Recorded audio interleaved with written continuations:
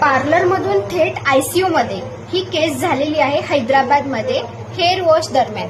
Hair wash आपण पार्लरमध्ये जाऊन करतो ते तुम्हाला मान्य असेल, ठीक आहे. पण एक गोष्ट सांगते, हेअर वॉश केल्यानंतर जेव्हा तुम्ही शॅम्पू किंवा कंडिशनर यूज करता त्याचा काहीही इफेक्ट नाहीये.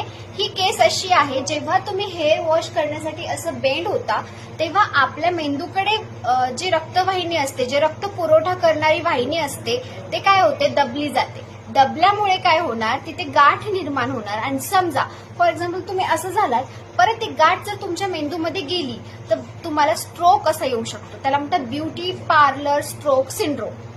पण ब्रेन स्ट्रोक हे खूप भयानक आहे. तुम्ही स्वतःची काळजी घ्या. जास्त वेळ जर तुम्ही असं थांबला तर खूप अवघड आहे. हे तर आता घडलं हैदराबादमध्ये 50 वर्षाच्या फिमेलमध्ये.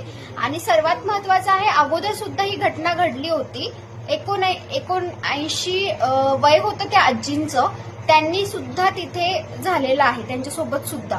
त्यामुळे हे गोष्टी असतात, ते असोसिएशन मध्ये लिहिलेल्या असतात. त्यामुळे आपण प्रिकॉशन्स घेत नाही, आपल्याला ते माहिती सुद्धा नसतात. त्यामुळे मी हा पॉइंट तुमच्यापर्यंत मांडला आहे. जेव्हा पण आपण हेअर वॉश करण्यासाठी जातो ना, तेव्हा आपली काळजी आपल्याला घ्यायची आहे.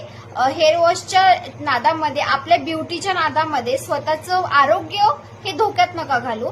अशाच माहितीसाठी कीप सपोर्टिंग.